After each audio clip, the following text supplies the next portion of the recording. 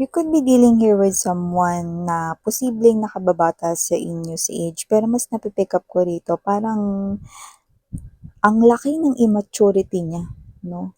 Like, para siya ritong child, ganong klase ng energy, pero pwedeng magkaedad lang kayo, okay? Pero parang meron siya ritong galawan na napaka-immature, just like a child, because I just saw the Page of Cups energy, okay? So let us see. Yeah, look at that. Whoever that energy is, okay, I do see na wala siya sa iyong level because this is you, the Queen of Coins, no? Meron ka ritong energy kung saan parang meron ka ritong ginagwardyahan, isang bagay kung saan parang nakakaramdam ka ng comfort at parang yung bagay na yan is parang energy na gusto mong mapanatili sa buhay mo. So, alamin natin kung ano yun. And I'm seeing, no, that this person right here is nakikita ko rito na parang mabilis, no, yung kanyang galaw, no, so para siya ritong mata ng bagyo, no, nakikita kong mabilis ang kanyang pag-ikot at paggalaw, no, so yan mga babes, hindi pa ko parte ng pag-asa. So alamin natin dito ano ba nangyayari rin.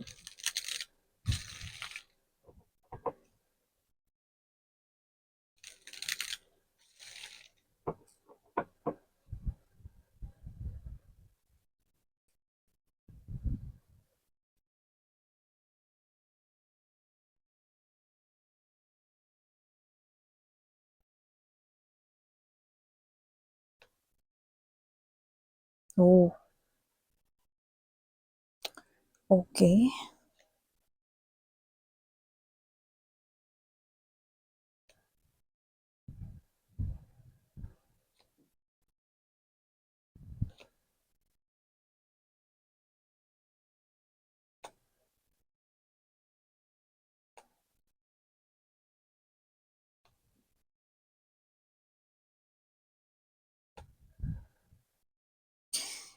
Okay, pinaghahanda kayo rito sa isang malaking laban. It's like a big event right here. It's like a war. Okay? So, yun nakikita ko rito. So, don't get me wrong, hindi nyo kailangan rito bumili ng baril, ng palakol, or ano man, no, sibat, whatever. Yan, no, kahit batuta. So, hindi yun ganun. Okay? Mamaya sabihin ko sa inyo kung ano yun. But let me just lay all the energies first sa ating table. Bottom of the deck, let's see. Okay.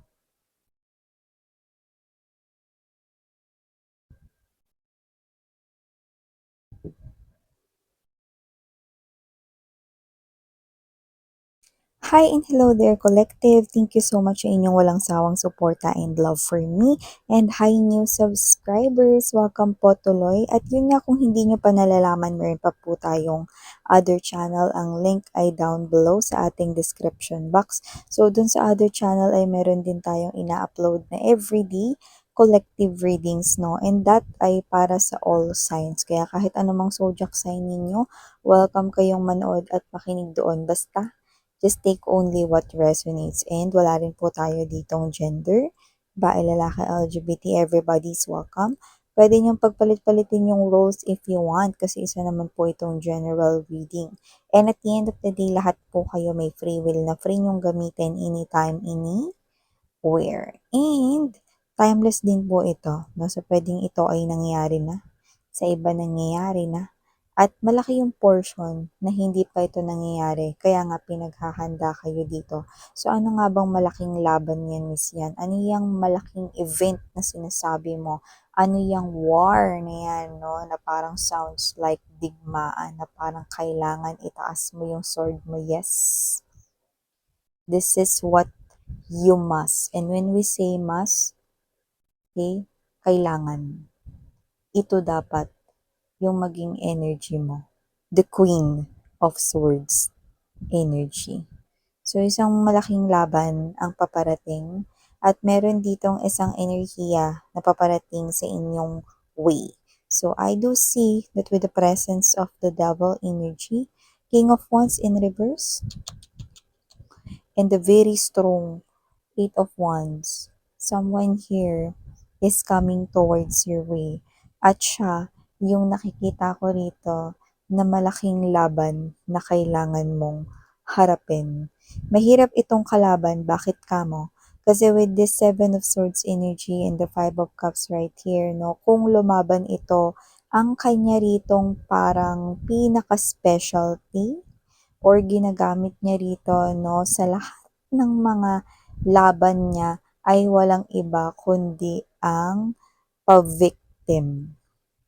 Yan, no? Anong ibig sabihin ng miss yan? Pa-victim, mga mahal, no? Laging ito siya na with the King of Wands in reverse energy, no, lahat ng parang um, hahadlang, lahat ng parang pipigil sa gusto niya ritong mangyari, no, is kanya ritong sasagasaan, no. In short, no, parang yun ang idiomatic expression na gagawin niya yung lahat, no, para makuha niya rito ang lahat ng gusto niya, no, na hindi nakukuha sa santong dasalan, no, kundi sa santong paspasan dito. So, nakita ko rito, no, that this person here will make his or her way to get away doon sa bagay na gusto niya ritong magetching or makuha, no? At ang ginagamit niya ritong estratehiya or lumalabas na specialty ay walang iba kundi ang victimize. Pa-victim siya rito, no? And lumalabas siya rito with the devil energy. Nakikita ko rito, mga babes, na maraming mai-involve dito ng mga people, no? Pero the devil will not reveal himself or herself. The devil will not reveal his or her face, no? Ibig sabihin ko dun, hindi pinapakita ng devil ang kanya ritong intensyon at ang kanya ritong mukha na siya ay isang kalaban sa umpisa ng laban hanggang sa dulo. Only yung pinaka-target niyang kalaban yung makakita ng tunay niyang ugali at ang tunay niyang mukha. At yun ay walang iba kundi ikaw. In short, sabi ko sa inyo, there are people right here na mai-involve dito. So, ganyan na yung gawain niya noon, no? So, lumalabas rito na kahit na siya ito, no, na siya yung gumagawa ng paraan upang makasira dito ng mga bagay, mga sitwasyon rito, no, para lamang makuha niyang lahat ng gusto niya, eh, siya yung nagmumukha rito, no, na kaawa-awa, siya yung nagmumukha rito, no, na dapat kampihan. So, in short, kahit siya yung devil, no, lahat ng mga tao na involved kahit dun sa mga past na mga situations na pinagsasabi ko, lahat yun kinampihan siya. Bumaliktad talaga, no, na kumampi sa kanya, no, dahil ang ginagamit niya ditong specialty or strategy ay walang iba kundi pa-victim. Drama-rama sa hapon, yun ang ginagamit niya rito, no. So, never na ni-reveal ng devil ang kanyang true colors at ang kanyang true faces, yan, no, sa harap ng mga madlang pips, no, or sa lahat ng mga iba pang mga energies na involved dito. Pero, ni-reveal niya rito yung intensyon at mukha niya dun sa pinaka-target niya rito, no. Yan, no, nakuhaan ng bagay na akin yan. You know? May ganong klase ng energy, no? Pero hindi yun kanya. So, in short, nakita ko rito na ito na ang mang-aagaw ng bagay na pinakaiingat-ingatan mo. Yan, no? So, yung iba, eh, ito ay hindi tao, kundi bagay. Okay, na pinakaiingat-ingatan mo. Pero marami-rami sa inyo, ang usapin dito ay tungkol sa pag-ibig. So, mahirap kalaban yung tao rito na nakasuot ng maskara at hindi pinapakita ang kanyang muka sa madla. Ayan, no? Pero ikaw, maaamoy mo at makikita mo yung mga galawan niya rito, no? Kahit yung mukha niya na nakangiwi siya, na nakangiti, no? Yung mata niya na nagro-roll eyes siya rito, no? Or tinataasan niya kayo ng kilay, lahat yun ikaw lang makakita. Okay? At bakit nga ba kayo pinag-iingat sa kanya? Dahil ganyan siya kung lumaban. hindi patas, At ang laging ending ay siya yung nakakuha ng bagay na gusto niya at nasisira niya rito, yung pangalan ng kinuhaan niya ng bagay na yun, Or, siya ito, na nagwawagi, sa mga bagay na yun. Pero mga babes, ito na, yung huli na parang nakahanap siya ng katapat at yun ay walang iba kundi kayo. Universe will use you guys to end yung masamang gawain nitong person na to with the devil card energy right here, king of wands, eight of wands right here, let this person here enter your life so that matuldukan na ang lahat ng ito. Ano bang sitwasyon na nakikita mo dyan, Miss Yan? This person right here is someone brand new, na hindi mo pa siya na-meet ever dito sa 3D world. Pero high chance na meron na kayo nitong encounter in one of your past lives at doon magkagalit kayo, or hindi rin maganda ang inyong connection. So kung sino man siya, never mo siyang naging ka-in romantic relationship, never na may nabuo sa inyong friendship, pero pag-aaway, or there is some kind of a bad or negative energy going on between you guys, yun ang evidently meron. So, nakita ko dito na kung sino man tong energy na to na palapit sa inyo at bumibilis rito ang kanyang pagdating. So, expect this person here to arrive, malapit-lapit na sa buhay ng iba sa inyo na hindi pa siya dumadating o pumapasok, Eto na, yung pinakamalaking pagsubok na dapat mong harapin, sa katauhan ng isang tao. Isang devil. So nakita ko dito, na ang kanya ritong mga galawan ay base sa pagdadrama or pa-victim, When we say pa-victim, kasi yun yung parang nausong trend na description eh. Kasi pag sinabi nating pa-victim, yun yung parang kahit ikaw yung may kasalanan, konting paawa effect lang, or parang konting, alam mo na, simpatsya, acting, okay na. 'Di ba? Parang gano'n eh, yung babalik ta rin yung sitwasyon na kahit siya yung mali, pag bumukain niya na tama yung sarili niya, blah, blah, blah.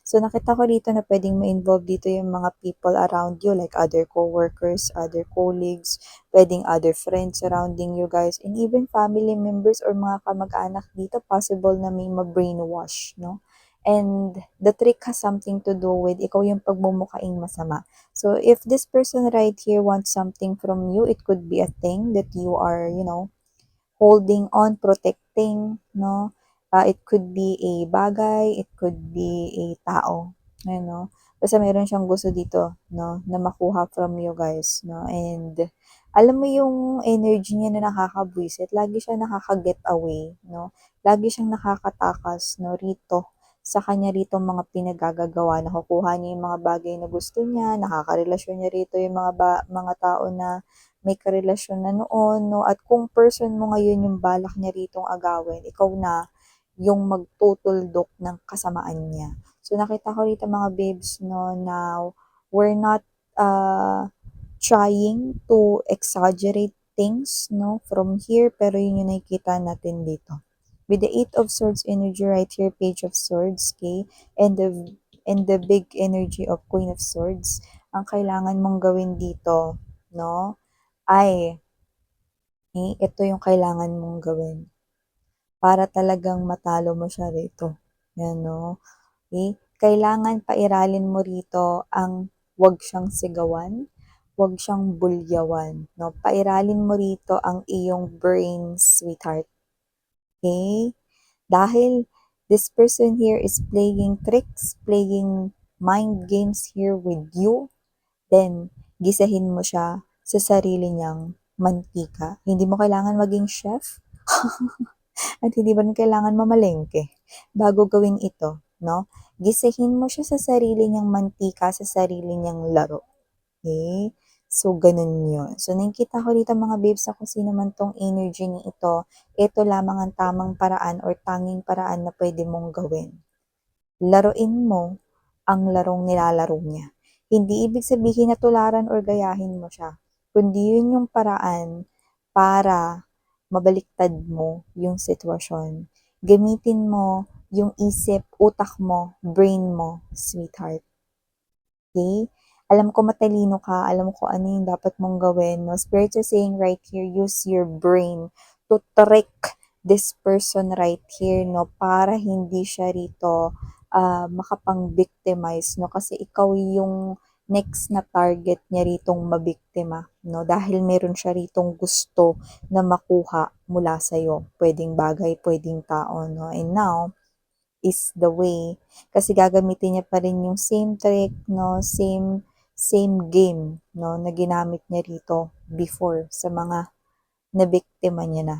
No? So, nakita ko rito mga babes, so that this person right here, this time, hindi niya na makukuha yung bagay na gusto niya. And this time, hindi na rin niya makukuha ang simpatsya ng lahat ng tao sa paligid niya dahil this time, tutuldukan mo na yung kasamaan niya. Dahil dito, kitang-kita ko, no, na mas matalino ka sa kanya. Kaya kayang-kaya mong laruin yung larong ginagawa niya. And spirits and angel guides, no, nasa likuran mo sila. So, nakikita ko na maipapanalo mo ito sa tulong nila. Hindi lang ikaw dito ang mag-isang mag-iisip, no? Kundi tutulungan ka rin nila rito mag-isip, no? You will receive messages, signs, clues, and even yung mga help nila sa'yo, makikita mo yan. No? May mga situations na lalabas dito na makatutulong sa inyo. Ten of Swords energy, kagaya ng binanggit ko, no?